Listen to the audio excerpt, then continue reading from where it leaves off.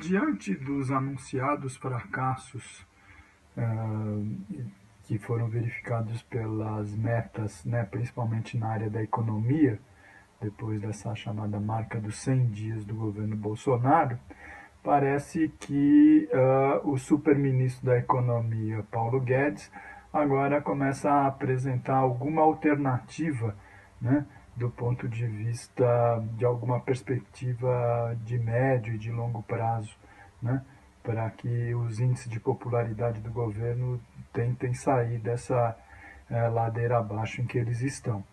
Quer dizer, até há pouco tempo atrás, o que ele repetia à exaustão era que tudo dependia da aprovação da reforma da Previdência e que essa era a causa, né, a não aprovação da reforma, da economia patinada, a gente não conseguir sair da recessão, essa coisa toda. Mas o que ele está percebendo é que a proposta da PEC 06 de 2019 foi muito mal recebida no conjunto da sociedade e mesmo em setores da base aliada. Então já está havendo um movimento para dizer que uma série de aspectos relevantes da reforma da Previdência não serão aprovados. Aí o que faz o Paulo Guedes? Ele tenta estabelecer um canal mais profundo de comunicação e de aliança com Rodrigo Maia, que é o presidente da Câmara dos Deputados. E vai lá atrás, né, para 2003, quando Rodrigo Maia, né, há 15, 16 anos atrás, mal começava a sua vida de parlamentar pelo PFL do Rio de Janeiro, né, e ele tinha apresentado então um projeto prevendo a independência do Banco Central. E o que Paulo Guedes faz? Ele diz que vai apresentar um projeto nessa linha e cuja tramitação vai se dar junto com esse projeto do Rodrigo Maia, que estava esquecido. Em 2018 ele já tinha sido, inclusive, arquivado, porque nunca tramitou, enfim, essa matéria acabou ficando prejudicada. Então ele tenta três movimentos nessa jogada. Quer dizer, em primeiro lugar, tirar o foco exclusivamente da reforma da Previdência, porque ele está vendo que não vai conseguir aprovar o conjunto das maldades como ele pretendia, nem mesmo pelo apoio da base aliada. Em segundo, desviar a atenção dos índices de baixa popularidade que o presidente e a sua equipe de governo estão apresentando e estabelecer uma sólida aliança, uma tentativa pelo menos, de reforçar a aliança com o deputado do Rio de Janeiro. Né? O que acontece? Essa proposta de reforma do sistema financeiro e de conferir maior autonomia, na verdade uma independência ao Banco Central, isso é matéria requentada há muito tempo. Os interesses do sistema financeiro sempre pressionaram por essa medida. Eles se inspiram, né, no modelo do Fed, que é o Banco Central dos Estados Unidos, dizendo que isso é importante. Na verdade, eles nem precisam disso, porque desde que o Banco Central existe enquanto tal, por mais que ele não seja independente administrativamente, institucionalmente, os presidentes do Banco Central e as diretorias sempre fizeram praticamente o que quiseram.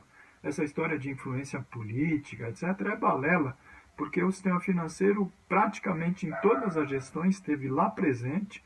Os presidentes do Banco Central, se não são ex-banqueiros, têm uma relação de intimidade muito grande com os bancos privados e acabam praticando na política monetária aquilo que o sistema dos bancos pretende e na sua função de regulador, de controlador, de fiscalizador do sistema financeiro, fazem cara de paisagem e não movem uma palha para defender o conjunto da sociedade desse poder absoluto que sempre foi conferido ao oligopólio de meia dúzia de bancos privados no país. Ao estabelecer juridicamente a questão da independência, quer dizer, então o presidente do Banco Central, a diretoria, tem um mandato e ele não pode mais ser demissível pelo presidente. Isso também é um contrassenso, quer dizer, o presidente da República ele foi eleito, independente de ser Bolsonaro ou quem seja, e ele tem a legitimidade para depor e nomear quem ele bem entender na administração pública federal. É assim que funciona. Ou então a gente vai imaginar que o presidente do Banco Central ele é tão mais poderoso que ele não depende de votos? Não, de maneira nenhuma. Na verdade, o que precisa deixar claro é que política econômica em geral e política monetária em particular não tem nada desse papo de neutralidade técnica, não. Eles defendem interesses políticos, econômicos e financeiros, e eles têm que ter algum mecanismo de controle do conjunto da sociedade.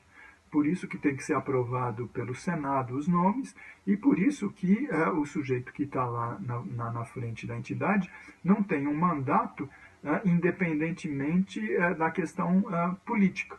Quer dizer, o presidente da República, ele é, em última instância, o responsável pela política econômica. E assim deve ser. Assim como ele é, em última instância, responsável, inclusive, como comandante em chefe das Forças Armadas. Quer dizer, é mais uma tentativa de diluir o debate, colocar, né, uma cortina de fumaça na dificuldade que o governo tem de aprovar a reforma da Previdência, e as forças de oposição têm que denunciar bravamente mais essa tentativa de conferir ainda maior poder para o poder que já é enorme que o sistema financeiro tem em nosso país.